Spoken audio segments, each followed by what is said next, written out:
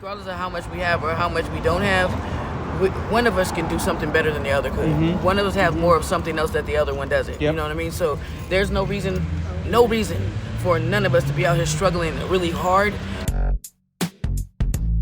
Welcome to Understanding the Unhoused. My name is Joshua.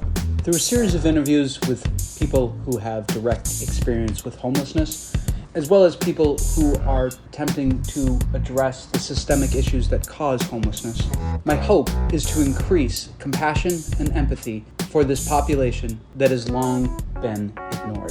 Back when I moved to California, I volunteered with an organization out of Fremont called Renegade Feedings. Every other week, Renegade Feedings would go out to homeless encampments around the Fremont area with supplies, clothing, hot meals, anything that people could use dealing with unsheltered homelessness. My biggest takeaway from working with Renegade is that people experiencing homelessness appreciate food, they appreciate clothing, they appreciate hygiene kits. But what they really, really need more than anything else is to be heard and understood. So I decided to create a podcast that would give people that platform. When somebody sees a person experiencing homelessness, they can have a myriad of emotions, both positive and negative. What I hope, after hearing their stories and hearing their struggles, hearing the hope and the resilience that these people have, it will help you to recognize that these are just people.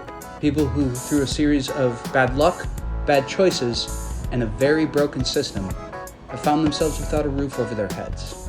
Okay, enough ado. When I first encountered Mama G, I was out in the Tenderloin handing out water and supplies to folks. And I heard her call out, "Kid on the block." At which point, a bunch of folks around her cleared the sidewalk to make room for a young lady walking through with a baby carriage. I thought that was very interesting. Unfortunately, I didn't have time to talk to her then, but eventually, going out and helping folks, I did get a chance to meet her and found out that she is a very friendly, affable person, and she's just out there trying to help people that are suffering. I found her humor, her resilience, and her pragmaticism to be fascinating, so of course I wanted to interview her for Understanding the Unhoused. Despite so many setbacks and so many problems that she has encountered, she retains a positive attitude about almost everything, and that is inspirational. Please enjoy the interview. Okay, Mama G, can you just tell me what your role is out here? Ran into you a few times. You're always out here helping people. Yeah. How did that happen? I don't know. I guess it could be a vibe that I set off, or someone saw me doing something with someone else, and they'd seen how I helped them, so they came to me and asked me to help them with something else. And then word of mouth also, because I have a lot of people that I knew out here prior to me being outside. And so they know that I know how to do numerous things. So they'll come to me and ask me and speak it up. And as they're asking me this, they're literally naming all the stuff that I do, and they're telling other people, like, okay, well, she does hair, or she cooks, or she this, or she that. She takes care of babies, she does home care, she fixes this, she does this. Wow. And they're just naming all the things that I do. And with me doing that, right, it just goes on to word of mouth and keeps floating. And yeah. It's like, I did not know that 4 or 5 blocks down from here, people knew of Mama G. Because I said, they say somebody, I introduced myself to somebody, they said, what's your name? I was like, I'm Mama G. I was like, oh, you're Mama G. I'm like, why, what happened? They're like, somebody was saying that you knew how to do such and such. I was looking for you. I said, I guess I'm here then. So it was just word of mouth that it started like that and it spread it. And I'm like, okay, it's mighty funny that it happened like that, because I heard there was another Mama G out here, and she's an older black lady. And I've never seen her before, but they showed me the building she stayed in. But I'm like, you said she helps a lot of people, but I have not ran into her yet. And I'm all over the place. Yeah. So I'm like, and I'm everywhere, you know. Cause yeah. I love to socialize. I love people. I love helping, you know. And it's like, you know, I look at it like this. Regardless of me not having very much or being outside, there's too many people in this world for us not to help each other. Like, regardless of how much we have or how much we don't have, one of us can do something better than the other could. Mm-hmm. One of us has more of something else that the other one doesn't. Yep. You know what I mean? So there's no reason for none of us to be out here struggling really hard. You know, if somebody needs an extra blanket, I might have plenty of blankets I can give a blanket or two out. Yeah. Somebody has more food than the other, you can feed another mouth or two. You know, no? It's with people that knows how to doing hair and different things like that. It's like if you need your hair done, like I'm a barber and a beautician. Okay. Wow. Some men I do their. I'll talk to you my second baby. Some men I'll do their hair, or I should give them a shave for free so they can feel better about themselves. And might give them the courage to get up and say, you know what, I can go do this today because they look better or they feel better about themselves. You know what I mean?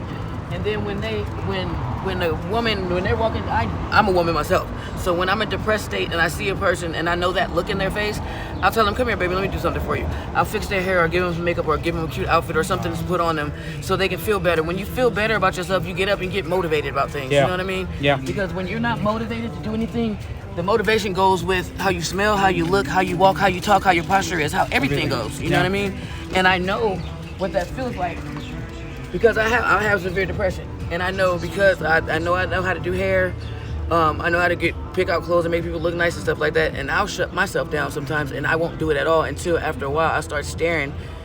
I'll stare at my significant other when he's not depressed, and I am. And I'll just watch him get dressed. When he actually doesn't know that he motivates me to pull myself out of my depression when I see him looking nice. You know, and it makes me want to get up and get dressed. And I'll be like, oh, I hate when you do that. You're dressed nice and I look like this and I'm all bored, you know, feeling all crappy. But when it does that, he actually doesn't even know he's actually motivating me to get up and come out of that slump. Yeah. You know, and it helps a whole lot. Mama G, can you talk about the circumstances that first led you to be unhoused? I was living in Burlingame with I'm a single mom, had 3 jobs and my daughter. Wow. So I would get up in the morning, get her ready for school, get ready for work. I'll drop her off at school, and I'll stay at her school because I was a head chef at Burlingame School District. Okay. In Burlingame School District out there. So lurking for Chartwells up there. So it was it was a pretty good role there. I liked it. And so when I was doing that, you know, we did a lot of kitchens. So they would take me to the new kitchens that were opening up in the school district and have me, I'll do the lead there, or they had me train somebody there. Okay. Before they had the other roles come on, so they can teach the next person when I go back to my own kitchen.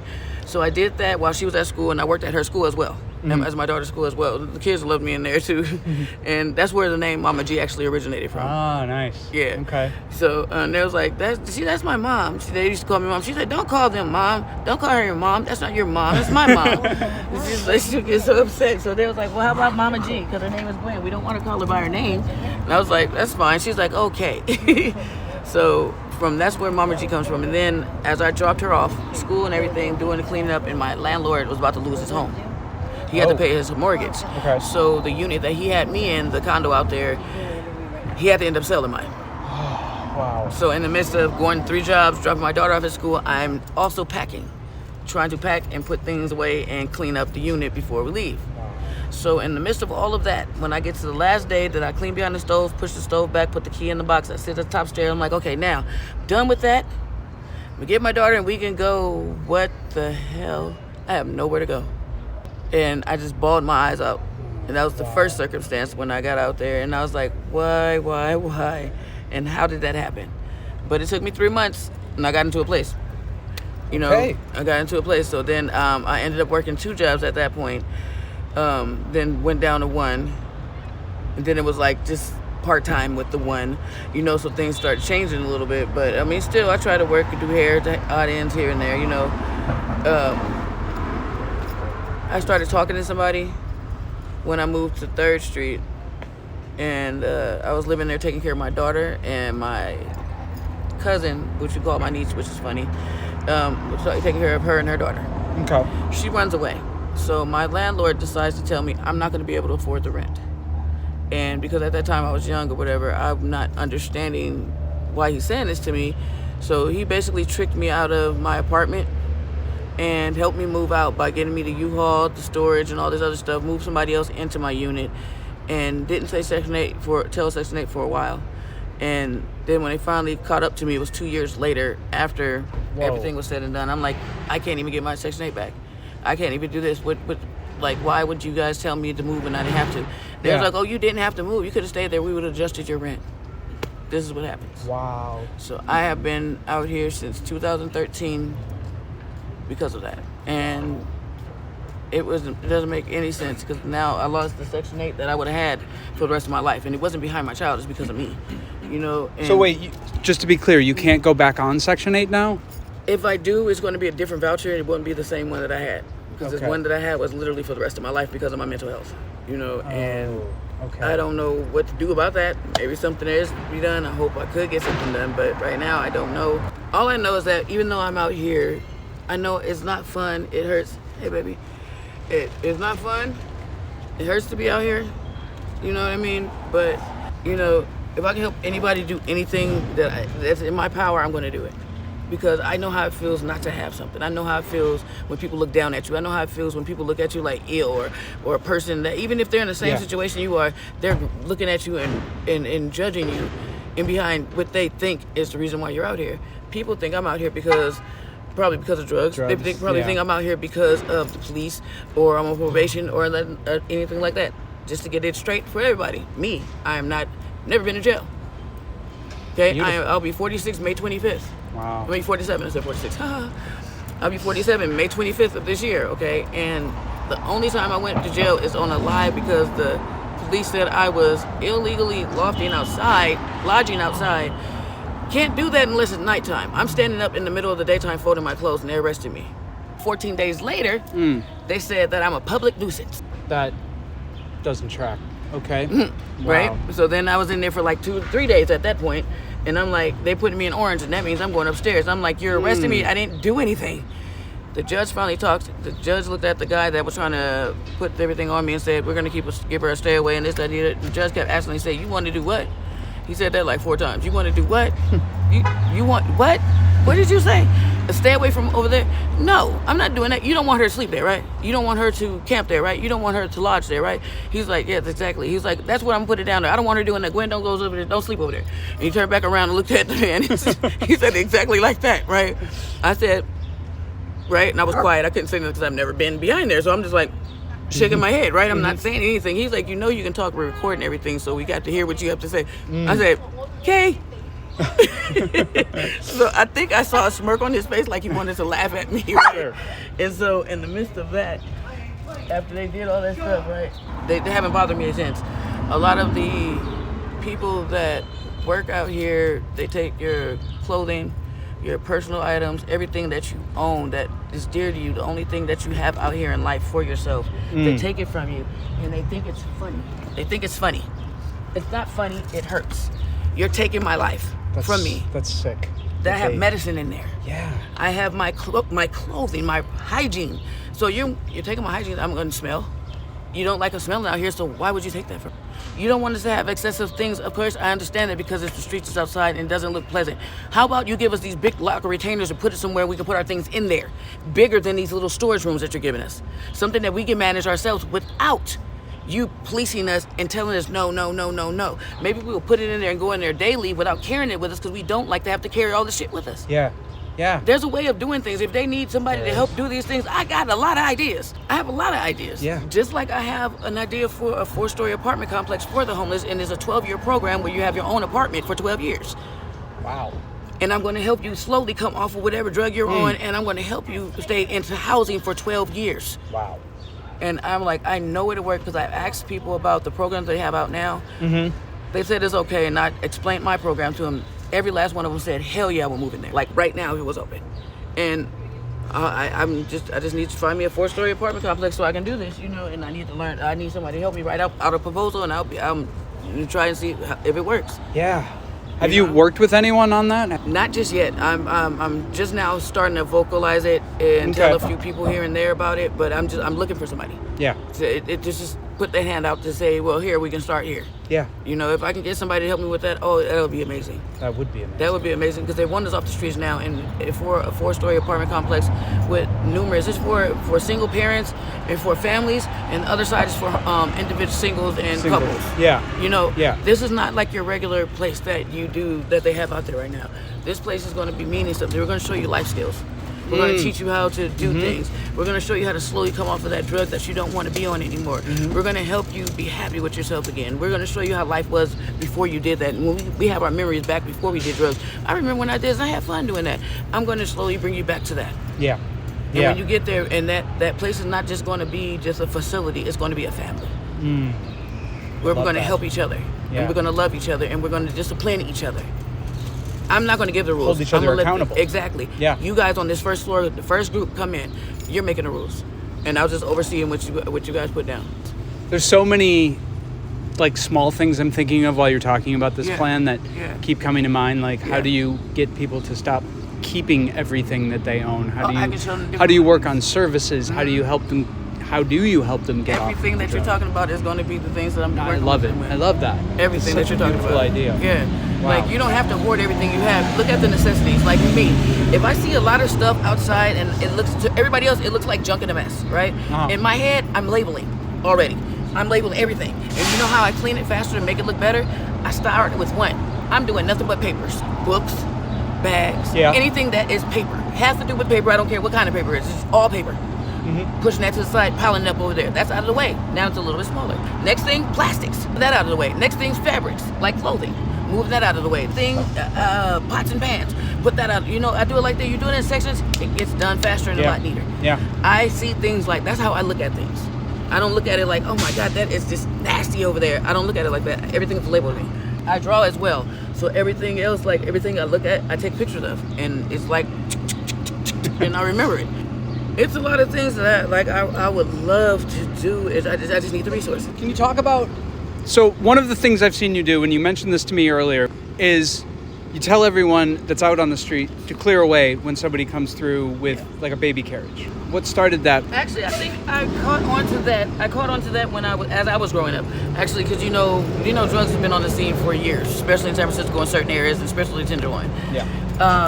They have this policy where you do not disrespect elderly or children. So when you see a family passing by, especially with kids, you say, kid on the block. That means move your uglies, put it out the way, turn your back, block it, don't let them see that. They don't need to see that. Yes. It's none of their business. If you're outside doing that, make sure that kid doesn't see it. If you do, get your ass away from here. You know, we're not disrespecting these babies. We don't need to taint their heads. We went through this already. We don't need to have another generation going through it again. Right. So we block that off for them. So we block it off as much as we possibly can. But I'm thinking that at the same time, we should have another way of saying it so we don't say kid on the block. When we do that, that makes their head turn and look. Right. You get what I'm saying? Yeah. So it's another thing. We can make a sound.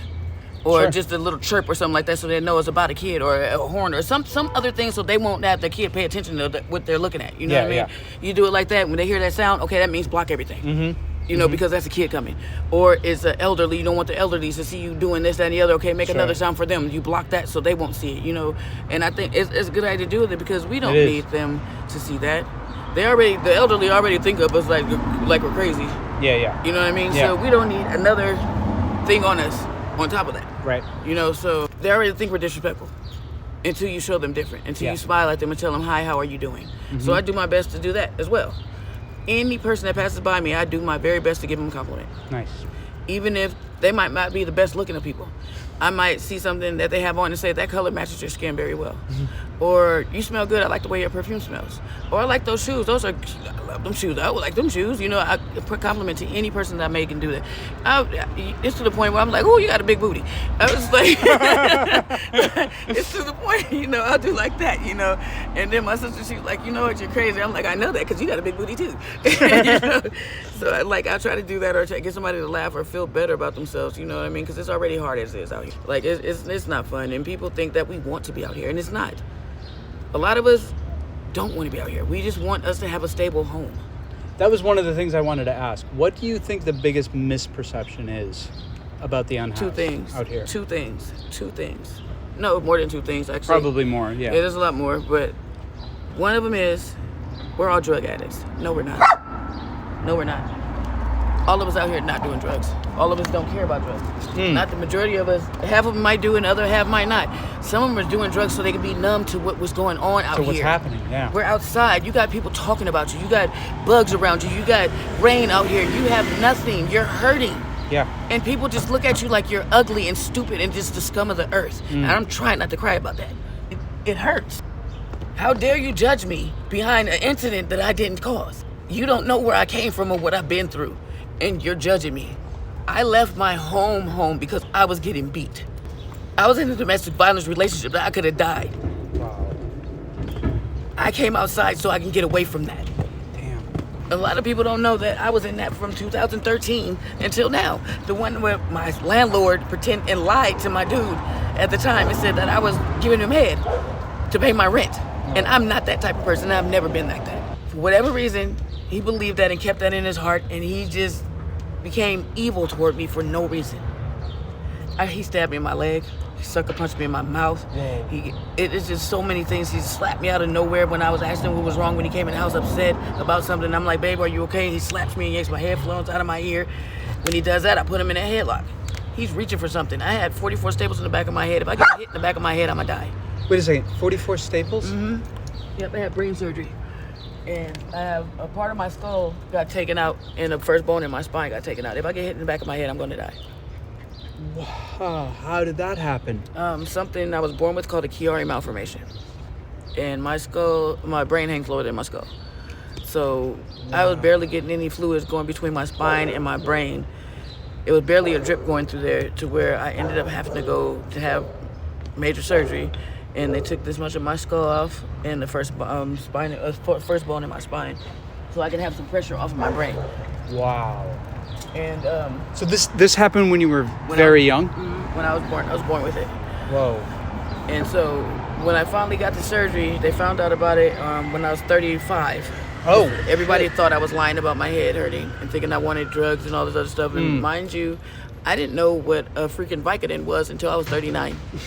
I didn't know what that was. I called it a Viking and all these other names. And I'm like, yo, they gave me a Viking. And they were like, a what? A Viking? Yeah, it's one took the pain away from all this other stuff.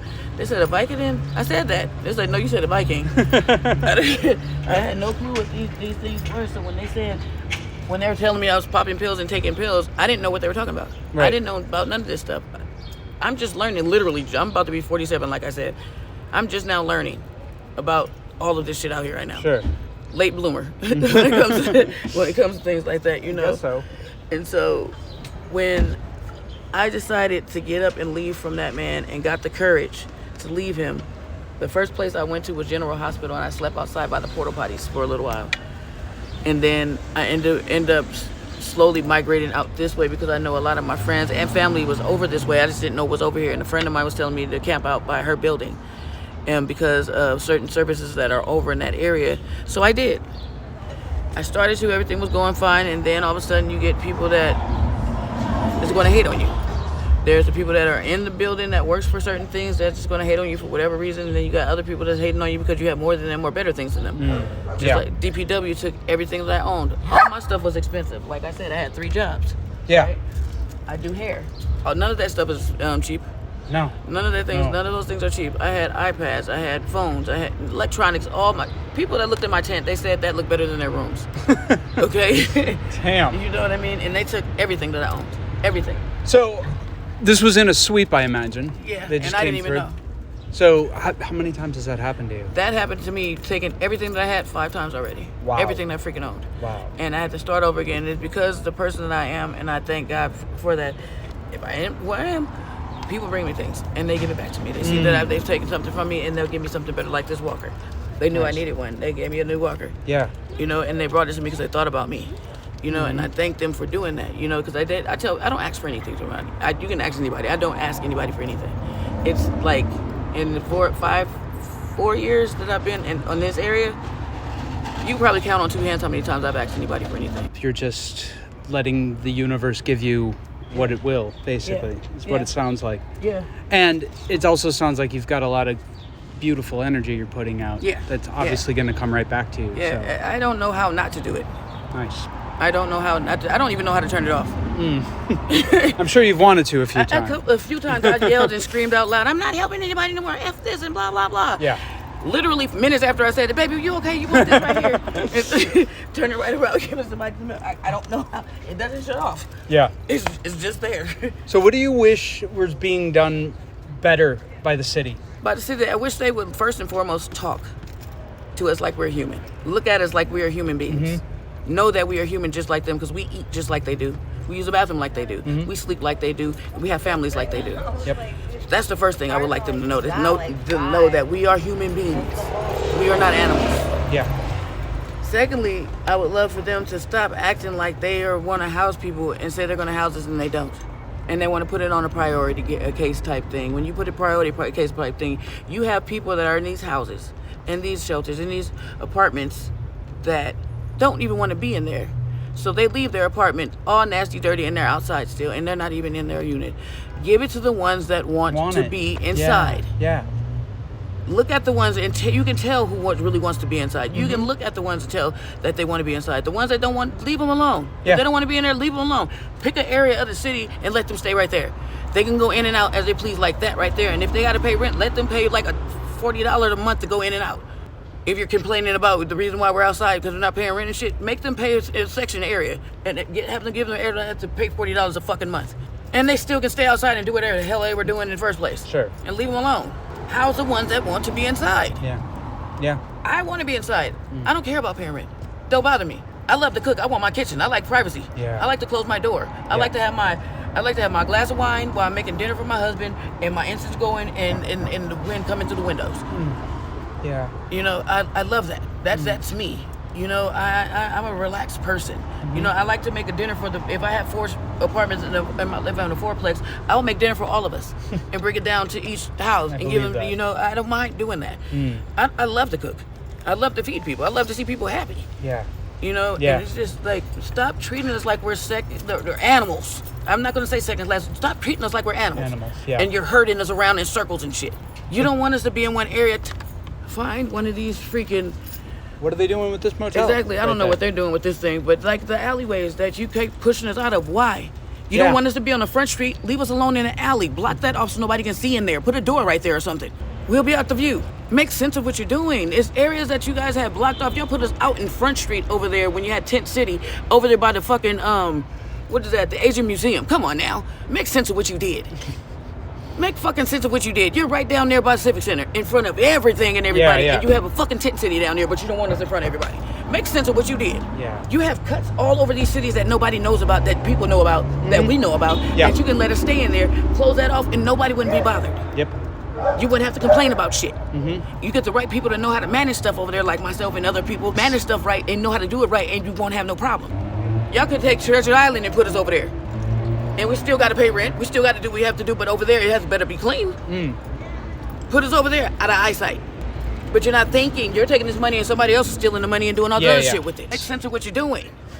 Pay attention to your people. You think we're thieves? Look at your people. We're not in our housing. We're not in our apartments. We're not in our places because your people stealing the money. But we're thieves.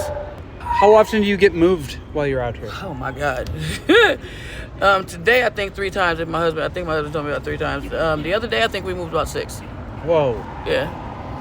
And I'm like, all I want to do is have this sit down for a minute. So you want me to downsize my things, but you won't let me sit there long enough to go through it and throw the stuff away and put it away so I can keep the little shit that I want. Yeah. As soon as I start doing that, you gotta go. This is unacceptable.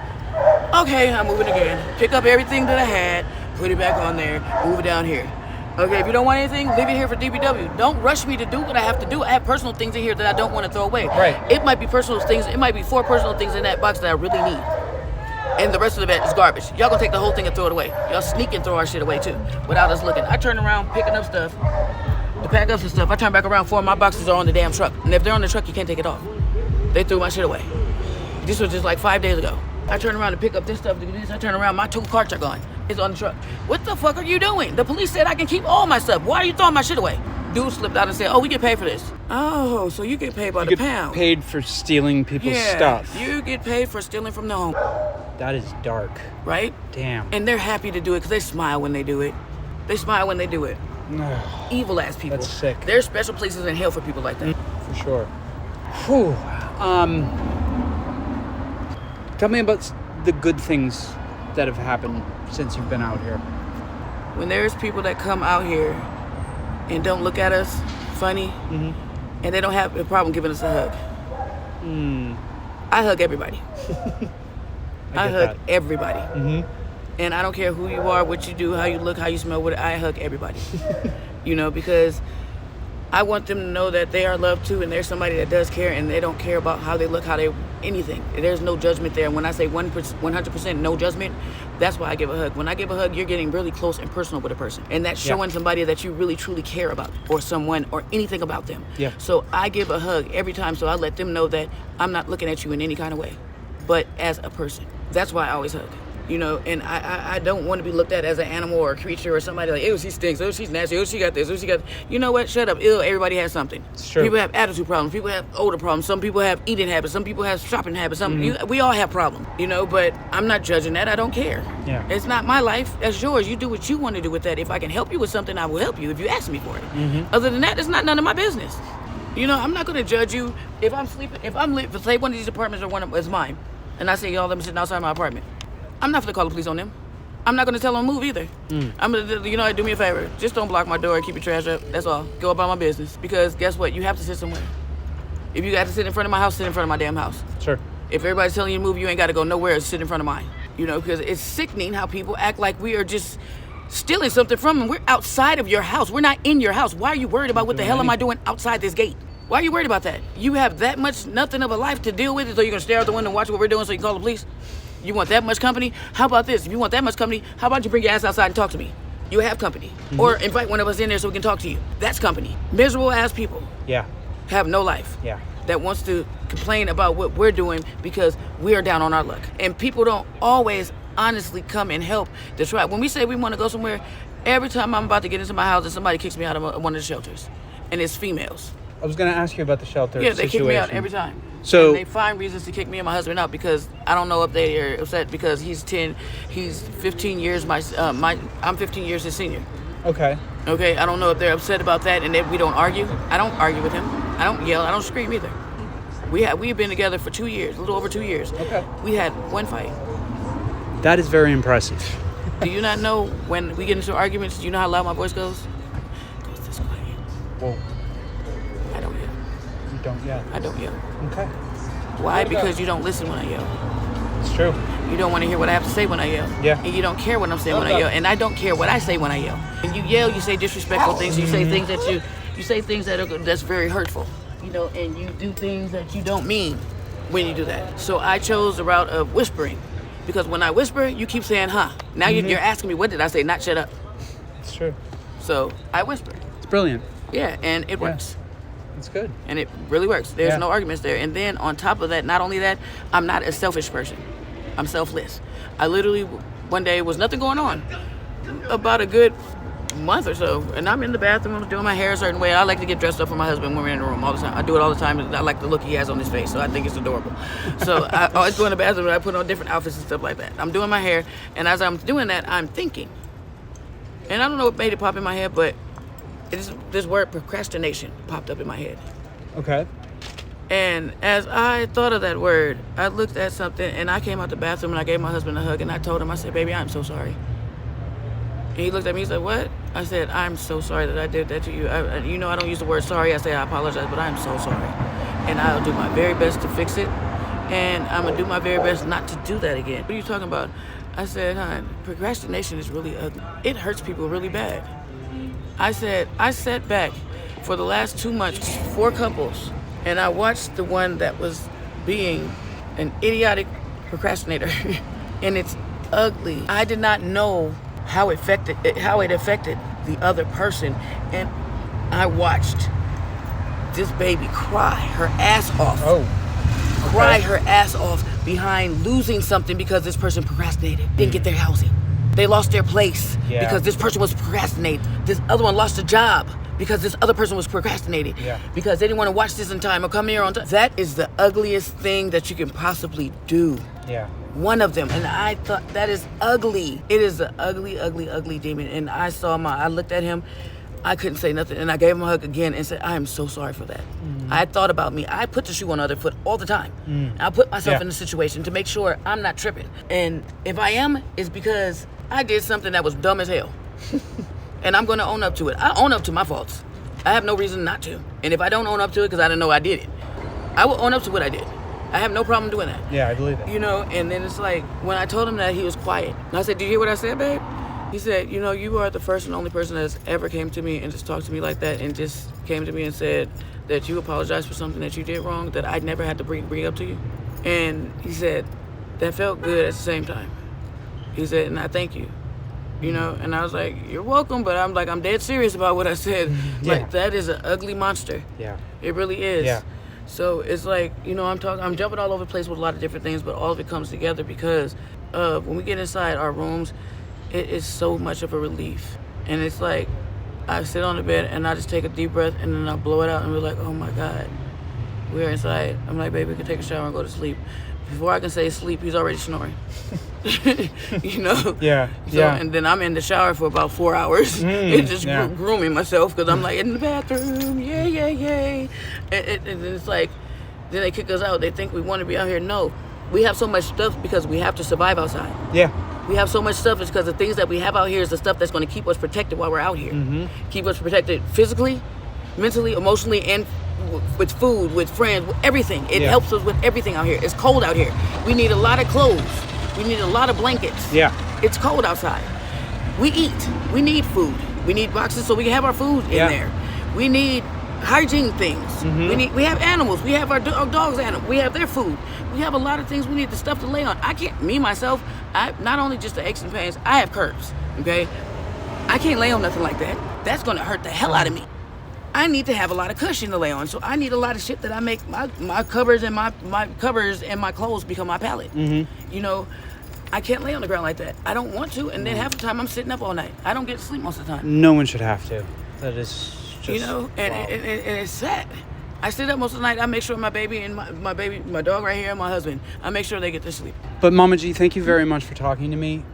Well, I can say this much. You know, my favorite thing in the world to say to people is, in all thy ways acknowledge him and he shall direct our path. If everybody sticks to that, they'll know to keep God in their life at all times.